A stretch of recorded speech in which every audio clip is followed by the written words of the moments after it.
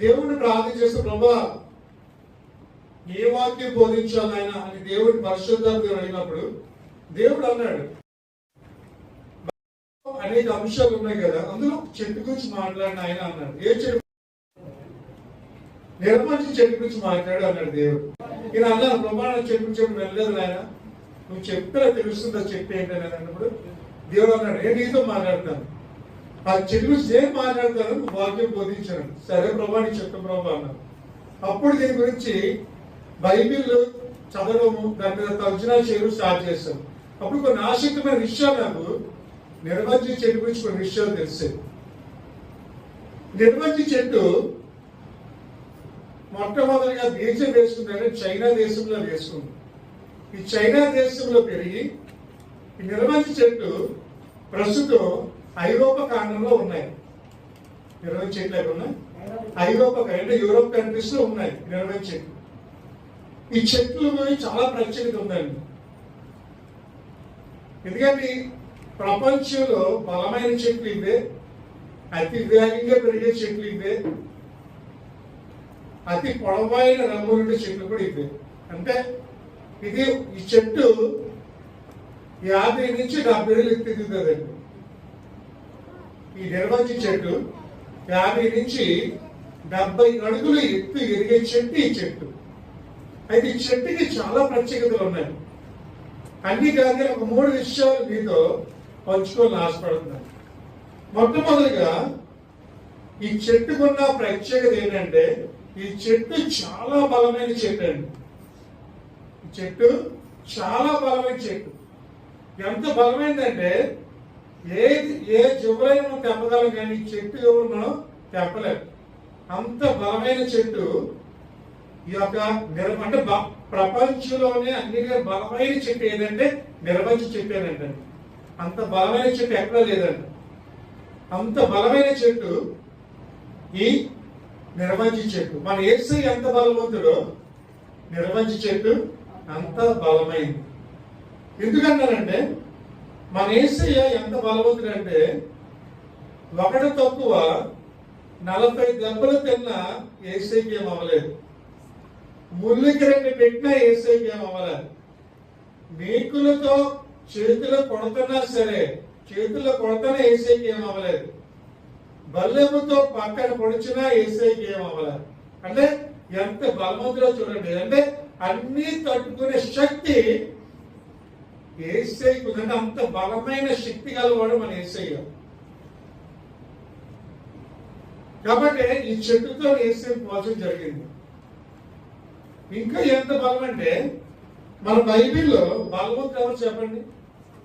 సంసోన్ కదా. చూడొచ్చు న్యాయాధిపతులు 16 అధ్యాయం 7వ వచనం. సంసోను 7 నిర్వంచి చుక్కలతో నన్ను బంధించిన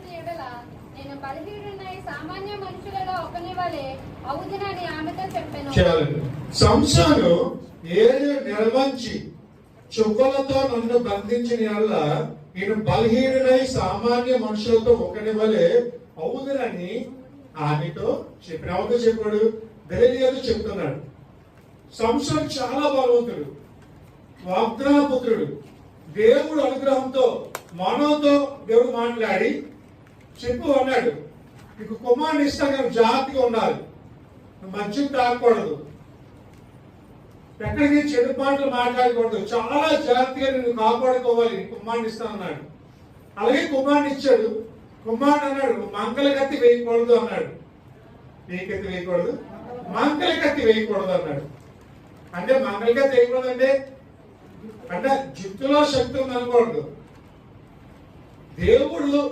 దేవుడు ఆ శక్తి నాకు ఇచ్చాడు సంవత్సరానికి. అంతే. వస్తువుల్లో శక్తి ఉండదండి. వస్తువులు అనుగ్రహించిన దేవుల్లో శక్తి ఉంటుంది. హల్లెలూయా. మనుషుల్లో శక్తి ఉండదు. మనుషుల్లో ఉన్న యేసులో శక్తి ఉంటుంది. కాబట్టి యేసులో ఉన్నవాడు ఎవరు కూడా బలహీనుడు కాదు, అందరూ కూడా శక్తివంతులే. సంవత్సరం ఉన్నాడు, నిర్బంధి చువ్వలు తీసుకొచ్చి నన్ను బంధించండి, నేను మిగతా వాళ్ళు ఎలాగుంటారు ఇప్పుడు అలాగా అయిపోతాను అన్నాడు. అప్పటికి సంవత్సరం చాలా ఎంత బలవంతుడు అంటే సంవత్సరం సింహాన్ని 2 పాయలుగా చేర్చిన వాడు. అంత అసాధ్యం కాదని.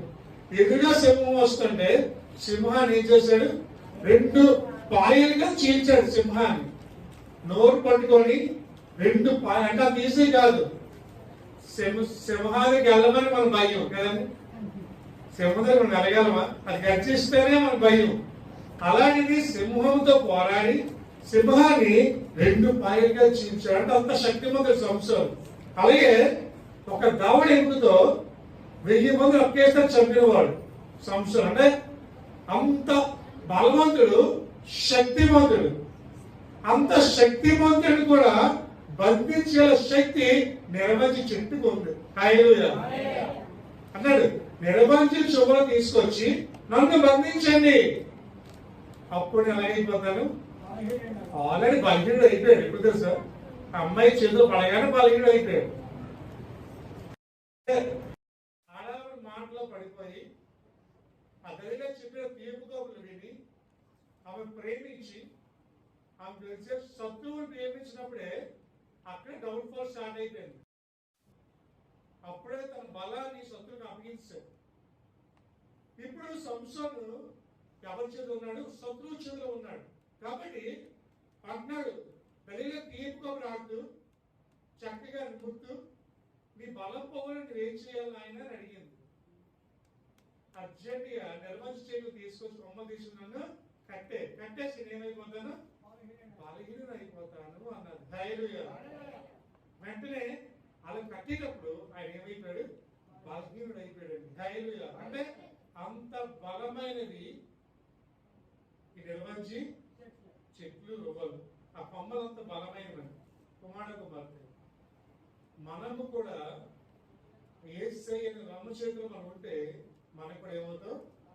బలవంతులు అవుతాం. హల్లెలూయా. అంటే చెట్టులాగా మనం కూడా బలంగా ఉండాలంటే, ఆ చెట్టులాగా మనకు కూడా బలహీనకుండా ఉండాలంటే మనం ఎలా ఉండాలి? దేవుని చేతిలో మనం ఉండాలి. ఎప్పుడైతే మనం శత్రువు చేతిలోకి వెళ్తామో మనం ఏమవుతాం? బలహీనత అయిపోతాం. వాక్యం సెలవిస్తుంది కుమార్తె. సో అందుకనే యెషయా గ్రంథం 40:31 చూస్తే, యెషయా గ్రంథం 40:31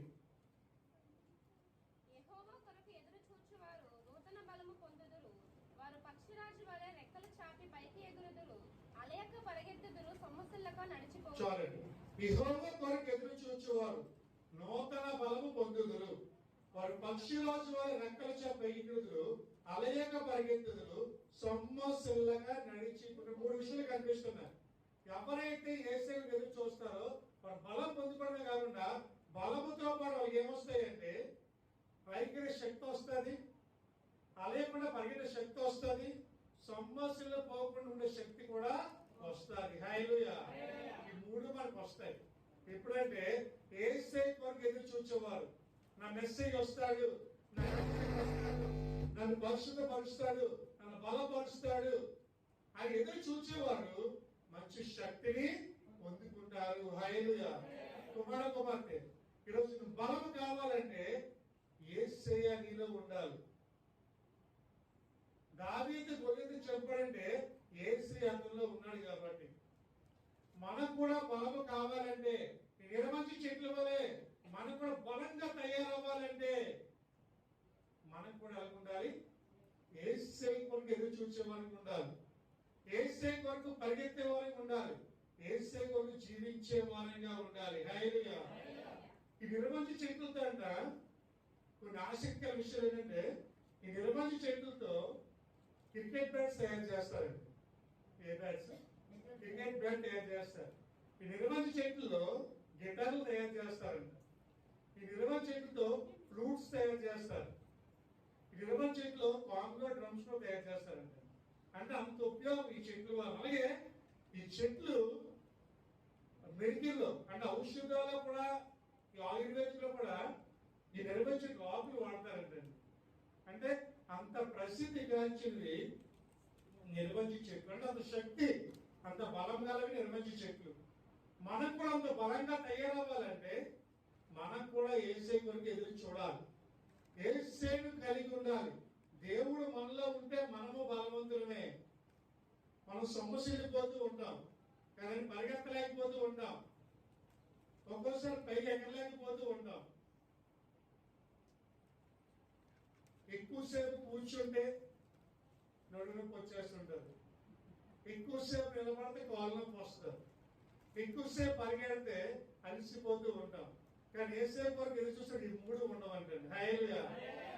మనం ఎక్కడ అలసిపోకూడదంటే దేవుని సుబోతులు అలసిపోకూడదు, దేవుడి కొరకు పరిగెత్తట్లో అలసిపోకూడదు, దేవుడి కొరకు ఎగిరేటప్పుడు అలసిపోకూడదు. హల్లెలూయా. మనం ఎక్కడ అలసిపోతాం, మిగతా విషయాలు అలసిపోం. ఏమమ్మా చర్చికి రాలేదు, ఏం చెప్తాయి గారు, అసలు ఎగలేకపోయానండి, అసలు ఒంట్లో బాగోలేదు గారు, ఎగలేని పరిస్థితి అండి. వెంటనే ఒక కొబ్బరి వస్తుంది, ఉచిత రేషన్ ఇస్తారంటే ఎంత బలం వచ్చేస్తుందో. చర్చికి రాలేకపోయినా పరిగెట్టి వెళ్ళిపోతాం. దేవుని సన్నిధికే బలహీనత, దేవుని సన్నిధికే సమస్య వెళ్ళిపోవడం, దేవుని సన్నిధిగా పైకి వెళ్ళలేం. మిగతా పైకి వెళ్ళగలం, పరిగెట్టగలం, అలేకుండా ముందుకు సాగిపోగలం.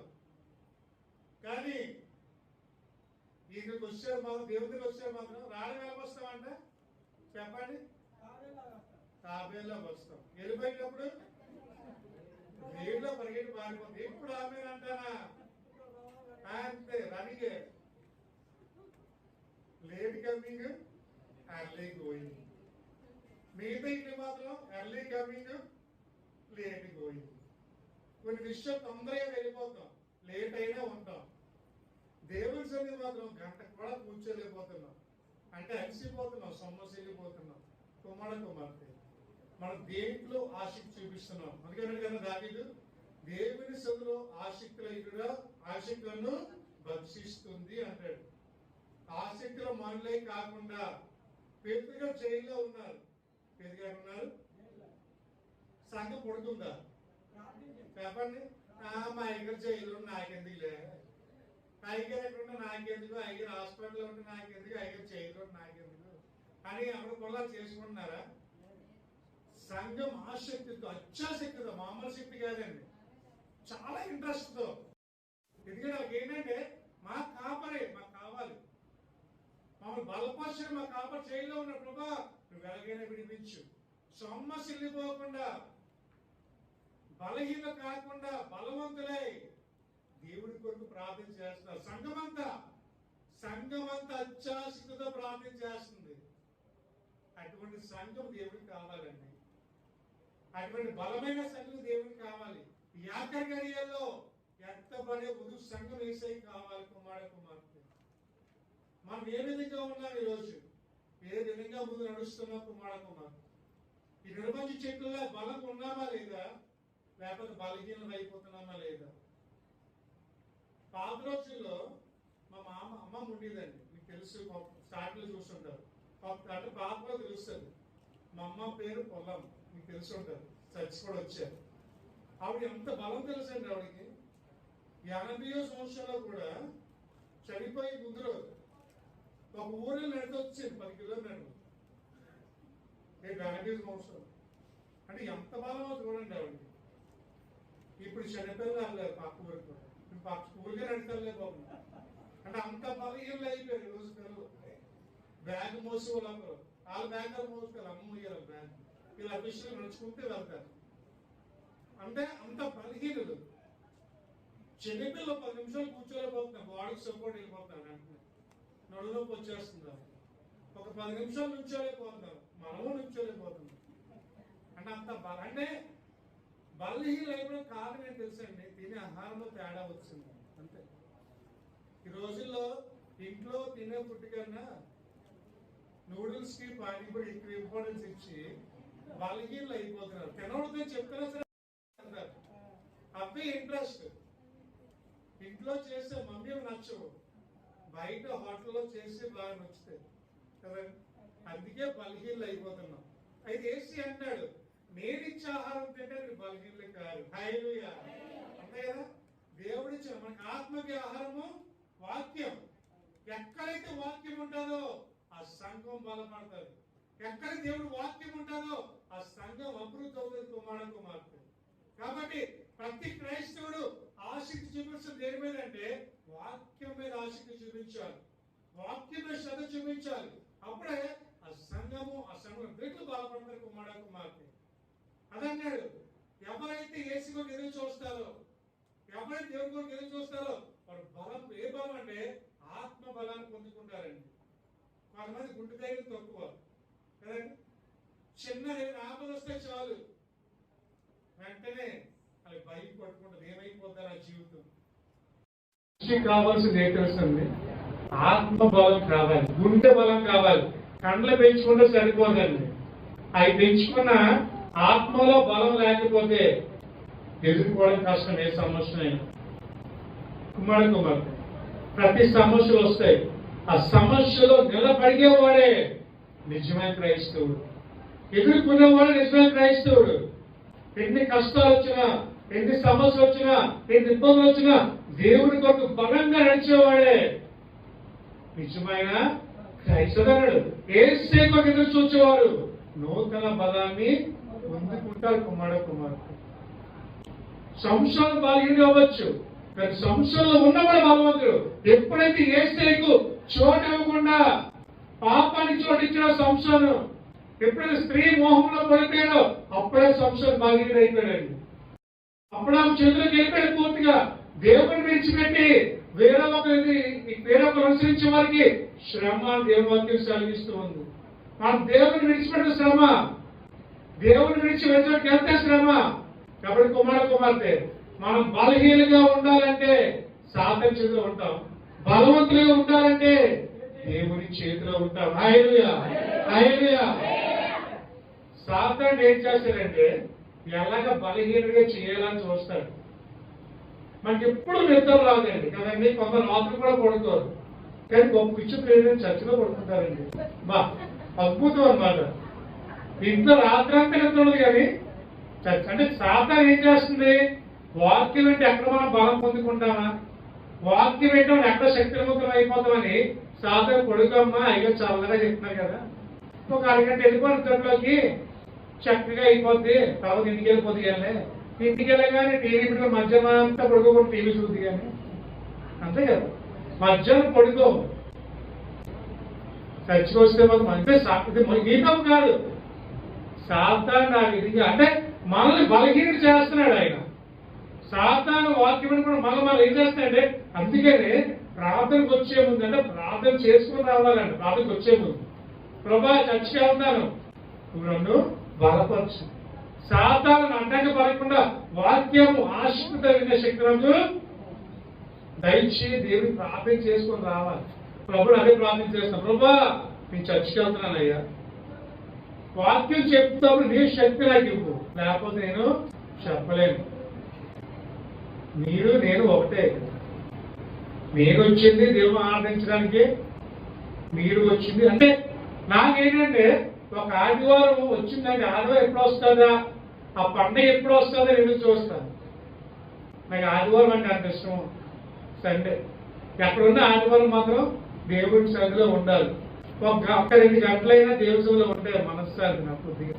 ప్రభా నీ సన్నిధికి వెళ్తే ఈరోజు ఒక్క ఆదివారం మిస్ అయినా ఏదో కోరికడు అనిపిస్తుందండి దేవుళ్ళో ఉన్నవారికి. ఎవరైతే దాన్ని పట్టించుకోరో ఆదివారం అన్నా సోమవారం ఒకలాగా ఉంటుంది. కుమార్తె దేవుళ్ళో ఉన్నవాడికి ఆదివారం అంటే పర్వదినం వారికి, అంటే అంత ఆసక్తి దావిదలాగా. మనకు కూడా అంత ఆసక్తి అంటే దేవుని సన్నిధికి వస్తే బలం వస్తుందండి. అదన్నాడు, ఈ నిరవధి చెట్ల వల్లే మనకు కూడా ఏమవుతామంట, బలమైపోతామంట, అంత బలంగా ఉంటామంట.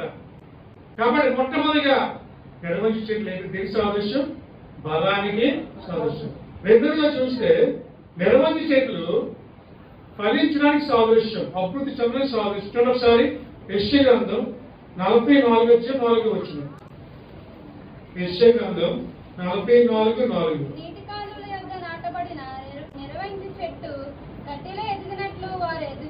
చాలండి. నిరవంచి చెట్లు గదిలో ఎదిగినట్లు వారు ఎదుగుదురు. మొక్కల్లో చెట్లు అన్నింటికన్నా ఫస్ట్ చెట్టు అండి, ఫాస్ట్ ఎదిగే చెట్టు. అంటే సంవత్సరం కంట 10 అడుగులు ఎదుగుతుందంట. ఈ చెట్టు సంవత్సరం 2 అడుగులు ఎదుగుతుంది, 10 అడుగులు ఎదుగుతుందంట. అంటే అంత ఫాస్ట్ గ్రోయింగ్ చెట్టు ప్రపంచంలోనే. అంటే అన్ని చెట్ల కన్నా త్వరగా ఎదిగే చెట్టు అంటే నిరవంచి చెట్టే. మిగతా చెట్లు తక్కువ ఎదిగితే ఇది మాత్రం ఫాస్ట్ ఎదిగిపోదు. అంటే అంత ఫాస్ట్ అభివృద్ధి చెందుతుంది ఈ చెట్టు.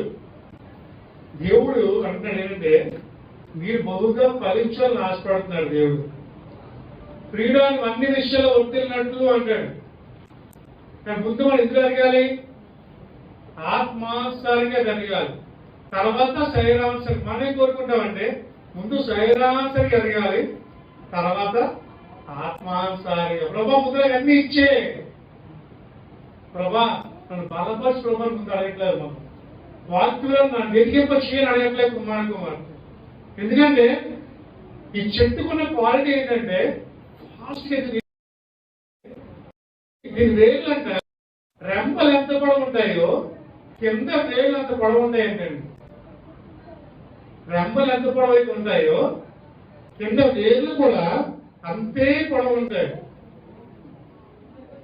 వేలు కూడా అంతే ఏంటండి. అంటే వేలు లోతుకి వెళ్ళిపోతాయి, చాలా లోతుగా. అంటే అన్ని వేర్ల కన్నా పొడవైన వేలు నిర్వహించి చెట్లు వేరలేదు, ఇంకే వేలు అవి లేవండి. అంటే ఆసక్తికరమైన విషయం అదే. అన్ని వేర్ల కన్నా అంటే పైనుంచి రమ్మ ఎంత ఎదుగుతుందో కింద వేరు కూడా అంత ఎదుగుతుంది అంటే. అంటే ఆల్మోస్ట్ 50 అడుగులు పొడవుంటుందండి ఒక వేరు. అంటే అంత పొడవుగా నీటి లోపలికి వెళ్ళిపోతాయి. ఎప్పుడు లోపలికి వెళ్ళిపోయో నీరు తరగని ఏమవుతుంది? ఫాస్ట్గా ఎదిగిపోతాయి. హల్లెలూయా. కుమార్తె క్రైస్తవులు కూడా ఆత్మలో అంత లోపలికి వెళ్ళిపోవాలి, అప్పుడు అంత పైకి ఎదిగిపోతాం, అంత ఫాస్ట్ ఎదుగుతాం. హల్లెలూయా. కుమార్తె నువ్వు వాక్యం ఎంత లోతుకి వెళ్తున్నావు, ప్రార్థనలు ఎంత లోతుకి వెళ్తున్నావు, దాన్ని బట్టి నీ పైకి దిగుదల అనేది ఉంటుంది. కుమార్తె ఈ చెట్టు అంత లోపలికి వెళ్తుంది కాబట్టి అంత ఫాస్ట్ కూడా అభివృద్ధి చెందుతుంది చెట్టు.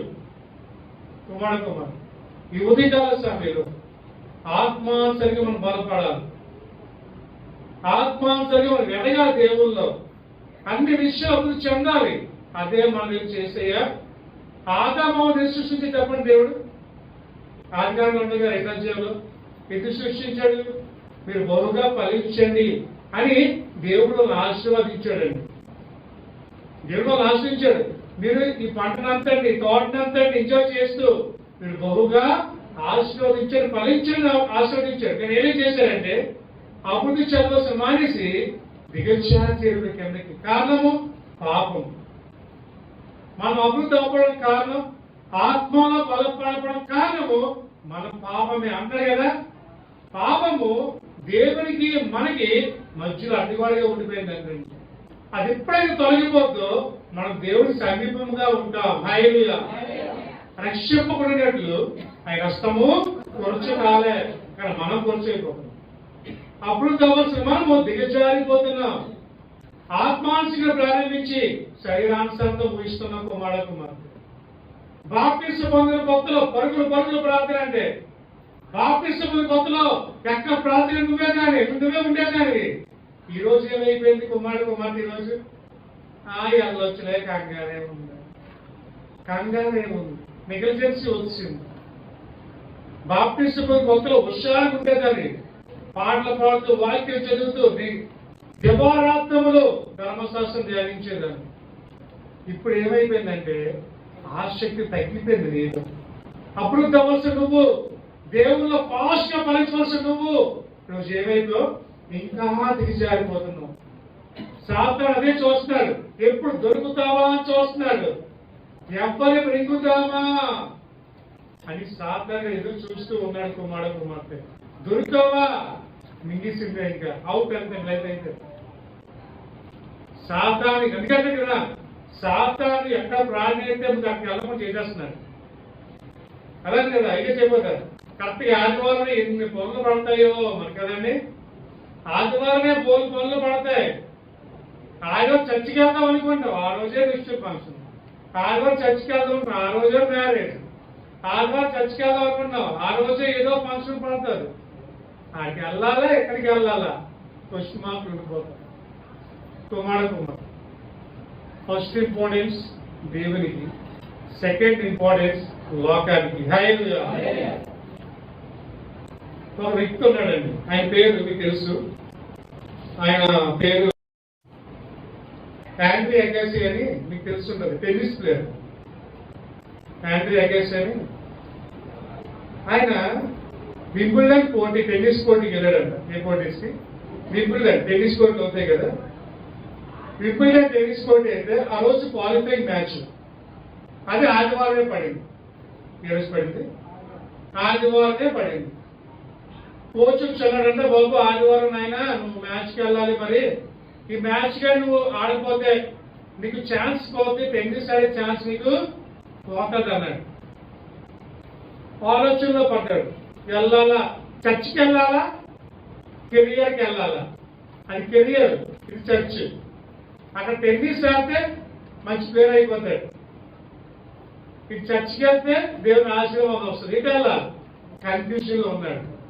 ప్రభు ప్రార్థన చేస్తాను, ప్రభా ఏం చేయమన్నా ఉన్నప్పుడు వెంటనే నాకు డిసిషన్ తీసుకున్నాడు. టెన్నిస్ ఈ రోజు కాకపోతే రేపు ఆడొచ్చు, కానీ సన్నిధి పోతే 1000 దినాల ఆశీర్వాదం కోల్పోతుందని చెప్పి కోచ్తో గొడవాడి, కోచ్ అప్పటికి తిట్టాడు. ఏదైతే బాబు అసమాన ఆదివారం చర్చ అంటారు, ఎప్పుడు ఆదివారం మార్చిపెట్టి వాడమని చెప్పి అతనికి బాగా తిట్టాడు. తిడితే వెంటనే ఏం చేశారంటే, నాకు ఏమైనా తిట్టుకో, నాకు ఈ మ్యాచ్ కాబట్టి పర్లేదు అని చెప్పి చర్చికి వెళ్ళిపోయాడు. చర్చికి వెళ్ళిపోయి చర్చిలో ఉన్నాడు. వచ్చిన తర్వాత ఇంట్లో కూడా తిట్టారంట, నువ్వు ఆదివారం దేవుడి దగ్గరికి వెళ్ళి నీకు ఏమొచ్చింది, ఈరోజు మ్యాచ్ చేస్తే నువ్వు మంచి ప్లేయర్ అయిపోతుంది కదా అన్నాడు. ఏం పర్లేదు, నా దేవుడు నాకు ఉండగా నాకు విరోధి ఎవడు అన్నాడు. నా యేసే నాకు ఉండగా ఆయన చూసి, నేను ఆయన పనికి వెళ్ళాను, ఆయన చూసుకుంటాడు చెప్పినప్పుడు సరే చెప్పి అలా ఉన్నప్పుడు అంతగానో మంచి ఛాన్స్ తర్వాత వచ్చిందండి. అంతగానో మంచి ఛాన్స్ ఫ్రెంచ్ ఓపెన్ లో ఆడడానికి ఛాన్స్ వచ్చిందండి. అది ఇప్పుడు పడేది బుధవారం పడింది. చక్కగా వెళ్ళాడు, మ్యాచ్ ఆడి రోజు మంచి ప్లేయర్ అయ్యాడు, కొన్ని నింపడానికి గెలుస్తాడు. అంటే ఒక ఆదివారం కోల్పోవడం వల్ల ఆయన దేవుని ఆశీర్వాదం కోల్పోయి ఉండొచ్చు, మళ్ళీ అవకాశం రాకపోతే. మనకి ఏంటంటే ఒక ఆదివారం అంటే నిర్లక్ష్యం ఉంటే మనం కూడా దేవుళ్ళు అడిగలేమండి. దేవుని సరికి వస్తేనే, ఆయన సరిలో కూర్చుంటేనే మనం అభివృద్ధి చెందుతాం, బహుగా ఫలిస్తాం. వాక్యములో, ప్రార్థనలో, దేవుని సేవలో లోతుగా వెళ్ళాలి మనం. ఆ ఎంత లోతుగా వెళ్తామో అంత ఎత్తుతామంటే దేవుళ్ళు. హల్లెలూయా, హల్లెలూయా. మనం ఏంట్లో లోతు వెళ్తున్నాం? యూట్యూబ్ లో వంటలు చూసి నేర్చుకోవడం కాదండి. యూట్యూబ్ లో దేవుడు వాకింగ్ కూడా వస్తారు కదా, అది చూసి నేర్చుకోవచ్చు కదా. ఈరోజు మధ్యలో వంటలు అయ్యారు, చక్కగా యూట్యూబ్ ఓపెన్ చేస్తాను, కొత్త వంటలు. ముందు యూట్యూబ్ వంట అయిపోతుంది, యూట్యూబ్ వంటకాలు ఎక్కువైపోతున్నాయి ఈ రోజుల్లో. మరి దేవుడికి వాక్యం సాగితే కుమార్తె మన దేవుళ్ళు ఎలా ఎదుగుతున్నాం ఈరోజు? క్రైస్తుగా పేరు పెట్టి వెళ్ళబడ్డావు. దేవుడు రక్తం ఇచ్చి కొనుక్కున్నాడు, ఆయన నిన్ను తన స్వార్థం ఇచ్చి పెంచుకుంటున్నాడు. నువ్వు నీ ఆత్మ ఇచ్చి పెరుగుంది. రోజుకి ఎన్నిసార్లు వాక్యం చదువుతున్నావు? రోజు ఎన్నిసార్లు దేవుల్లో ఉంటున్నావు? రోజుకి ఎన్నిసార్లు వేసి ప్రార్థన చేస్తున్నావు? నువ్వు ఆలోచించావు ఒకసారి ఆత్మీయ పరంగా. కీర్తన 1:1 అంటారు కదా, దృష్టి ఆలోచించబడక, పాపుల మార్గం లేక, అపహాస్యులు కూర్చుండక అవధించినట యెహోవా ధర్మశాస్త్ర దివారాత్రం ధ్యానించేవాడు ధన్యుడు. అతడు ఆకువాడిగా తన కాలమందు ఫలమిచ్చు చెట్టు వలె ఉండును, అతడు చేదన్నీ సఫలమగును. హల్లెలూయా. ఎప్పుడు అవుతున్నాడు సఫలం? ఎప్పుడు దిగుతాం? ఎక్కడ మీద ముసలం ముచ్చట్లు మానేసి, దుష్టులు ఆలోచించక, పాపులు మార్గం లేదా అపాసులు పూజించడానికి కూర్చుండే. అది ఏం చేయమన్నాడు?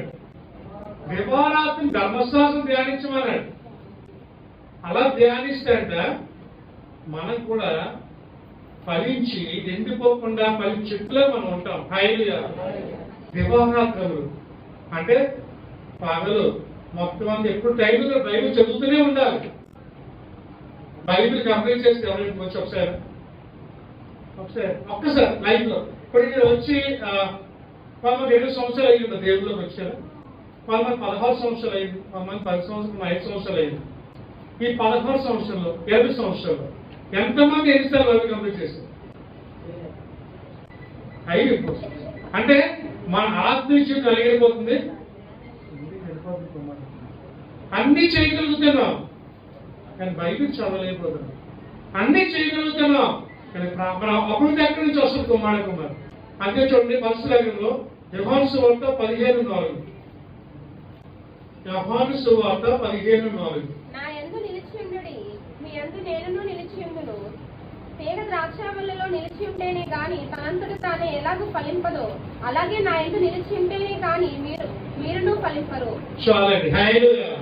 నా యందు నిలిచియుండుడి, మీ యందు నేనును నిలిచియుండును. తీగ ద్రాక్షావల్లిలో నిలిచి ఉంటేనే గాని తనంతట ఎలాగూ ఫలింపదో, అలాగే నా యందు నిలిచి ఉంటే గాని మీరును ఫలింపరు. హల్లెలూయా. దేవుల్లో నిలిచి ఉంటేనే మనం ఫలిస్తాం. దేవుళ్ళో ఉంటేనే మనం ఫలపడతాం. యేసులో లేకపోతే మనం ఫలింపము. హల్లెలూయా. నా మాట దేవుని మాట. మనంతా మనం ఫలించలేమండి. చెట్టుకి నీరు ఎంత అవసరమో, చెట్టుకి ఎరువు ఎంత అవసరమో, ఆత్మీయ జీవితానికి వాక్యము ప్రార్థన అంత అవసరం. హల్లెలూయా. హల్లెలూయా. కుమారుడు దీనికంటే ఒకసారి చెప్తూ మాట్లాడాను. నేను రోజుకి 12 గంటలు ప్రార్థన చేస్తున్నాను అన్నారు. ఎన్ని గంటలు అంట? ఉన్నది 20 గంటలు. అందులో 12 గంటలు ప్రార్థన అంట. ఇవాళ ప్రభా ఇది ఎప్పుడు చేస్తాను ప్రభా అంటే రాత్రి మొదలెడితే ఉదయం వరకు ప్రార్థనే. ఆయన మంగళ ప్రార్థన చేస్తున్నాం అంటే యేసయ్య వచ్చి వరకు ప్రార్థన చేస్తున్నాడు. ఆయన మన ప్రార్థన 5 నిమిషాల్లో అయిపోతుంది. ప్రభా దీవించు, ఆశీర్వదించు, పనికర్తను పనిలో దీవించు, యేసులో వచ్చినాం తండ్రి. అయితే ప్రార్థన కళ్ళు తెరిచేలో ప్రార్థన అయిపోతుంది. మనం ఎప్పుడు అయిపోయింది ఇప్పుడు ఆమె అన్నప్పుడు కొంతమందికి అంటే అంత ఫాస్ట్ అయిపోతుంది. అంత ఎలాగైపోయిందంటే స్పీడ్ ప్రార్థన అయిపోయిందండి. స్లో ప్రార్థన లేదు మనకి, స్లో మోషన్ లేదు ప్రార్థన, అంత స్పీడ్ సెకండ్లో అయిపోయింది ప్రార్థన. వాక్యం చదవమని ఆయన అయ్యారు ఉదయం లెగ్గారు వాక్యం చదవనండి అన్నాడు. ఏ క్లాస్ చదవమంటే ఈరోజు వాక్యం దగ్గర క్యాలెండర్లో చదివిస్తానండి. అదే వాక్యం చదవడం. రోజుకి ఎన్ని అధ్యాయాలు చదువుతున్నాం, రోజుకి ఎన్ని వచ్చినా చదువుతున్నాం. కుమార్ అది మనం ఆలోచించుకోవాలి. ఆత్మీయ బలపడాలంటే ఏదో ఆదివారం వచ్చి ఒక్కరోజు వాక్యం వినేసి ప్రతిరోజు ప్రతి గడియ మనం పరీక్షించుకోవాలి. ఫలించాలంటే అభివృద్ధి. యేసేపు ఏమన్నాం? ఫలించిన కొమ్మ అన్నాం. యేసేపు గారిని బైబిల్ యేసేపు ఫలించిన కొమ్మ. ఎందుకు ఫలించాడంటే యేసేపుకి దేవుడు తోడై ఉండేది కనుక. హల్లెలూయా. మనకు కూడా యేసేపు తోడుకుంటే మనం ఏమవుతాం? ఫలిస్తాం, అభివృద్ధి చెందుతాం. యేసేలో ఉంటేనే నువ్వుంటే నాకు చాలు యేసయ్యా, నీ వెంటే నేను ఉంటా యేసయ్యా, నువ్వుంటే నాకు చాలు యేసయ్యా,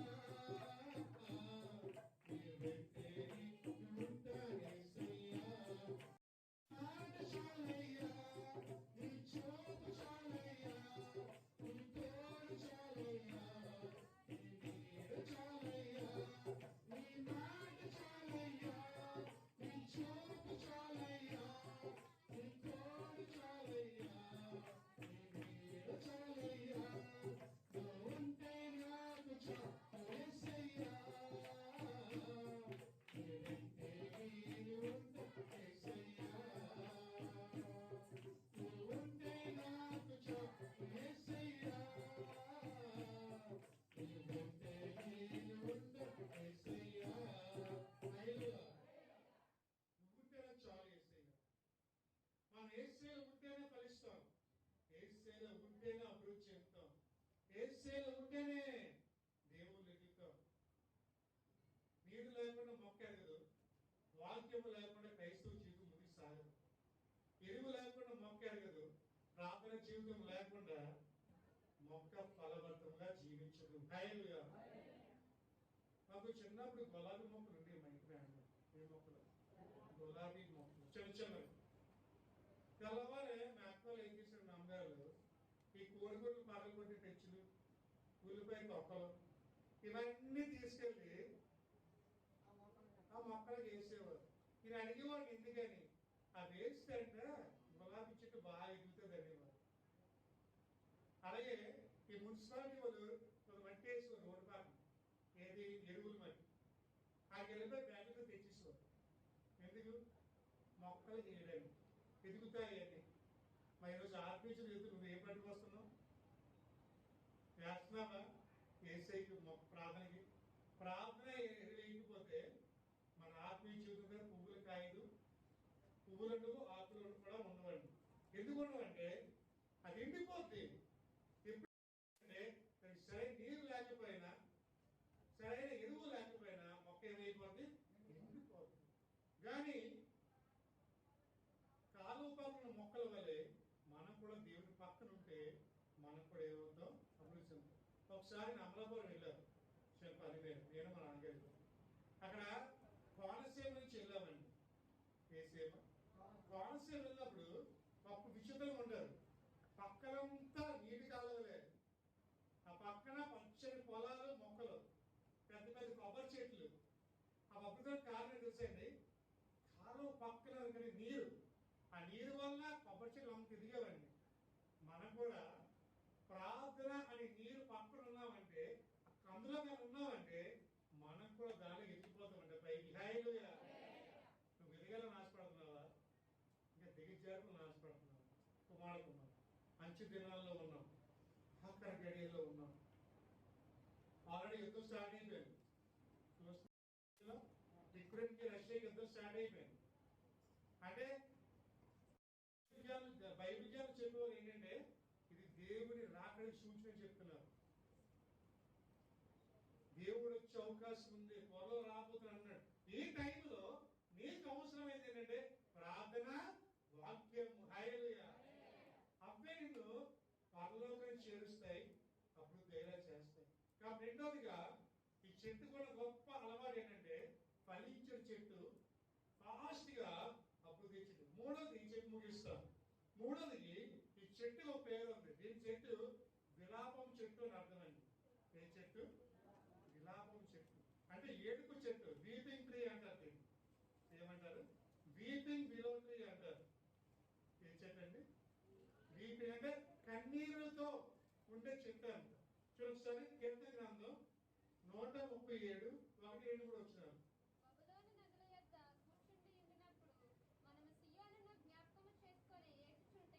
వాటి మధ్యనున్న నిరవంచి చెట్లకు మన సితారాలు తగిలించితిమి. అచ్చట మనలను చెరగొన్న వాడు ఒక కీర్తన పాడుడి అనేది. మనను బాధించిన వారు సియోను కీర్తనలలో ఒక దానిని మాకు వినిపించుడి అని మన వలన ఉల్లాసము కోరిది. ఇక్కడ వాళ్ళు ఏం చేస్తారంటే బబులోను నదిలో ఎంత కూర్చుండి మనం సియోని జ్ఞాపకం చేసుకొని ఏడ్చుచుంటుంది. ఎందుకు ఏడుస్తున్నారంటే వీళ్ళు సియోని జ్ఞాపకం చేసుకుని ఏడుస్తున్నారు. అప్పుడు అన్నాడు, ఈ నిర్వహించేది సితాలు తగిలించి ఒక పాట పాడండి. ఎందుకంటే తగిలిస్తే మన బాధలు పోతాయేమో, ఉల్లాసం ఉండొచ్చేమో అని కొద్దిగా ఆశ్చర్యం అంతే. హల్లెలూయా. నిర్వహించి చెట్ల మీద అంట వర్షం పడుతుందండి, వర్షం బయటికి కింద పడుతుందండి. చెట్ల మీద పడిన తర్వాత అంట చుక్క చుక్క పడుతుందండి చెట్టు మీద కిందకి. ఈ చెట్టు కూడా స్పెషాలిటీ అదే. ఇక్కడ వర్షం పడితే చెట్టు నుంచి మొత్తం ఒకసారి వచ్చేస్తుంది కదండి వాటర్ కిందకి. కానీ చెట్టు మీద వాటర్ రాదండి. చెట్టు మీద వాటర్ పడి వాటర్ మెల్లిగా జారుతూ కిందకి చుక్క చుక్క చుక్క పడుతుందండి. ఈ చెట్టు కూడా స్పెషాలిటీ అది. అందుకే దీన్ని ఏడుపు చెట్టు అంటారు. అంటే మనం ఎలాగేడుస్తాం ఈ చెట్టు కూడా నీళ్ళు అలాగే పడతాయండి కింద. కుమార్తె ఇది మన కన్నీరికి సాదృశ్యంగా ఉంది. మనము అనేక సందర్భాల్లో ఏడుస్తూ ఉంటాం, జ్ఞాపకం చేసుకుని ఏడుస్తాం కదండి. కొంతమంది జ్ఞాపకం చేసుకుని ఏడుస్తారు, పాత గతించినవన్నీ జ్ఞాపకం చేసుకుని ఏడుస్తూ ఉంటాం. ఎందుకు నా జీవితం వెలగైపోయిందని ఏడుస్తూ ఉంటాం. కుమార్తె ఎవరైతే కన్నీళ్లతో విత్తుతారో వారు సంతోషంతో పంట కోస్తాను వాక్యం సెలవిస్తుంది. మనం కూడా ఈ చెట్టుతో సమానంగా ఉన్నాం. మనము అనేక సందర్భాలు ఏడ్చాం, అనేక సందర్భాలు కన్నీళ్లు కార్చాం, అనేక సందర్భాల్లో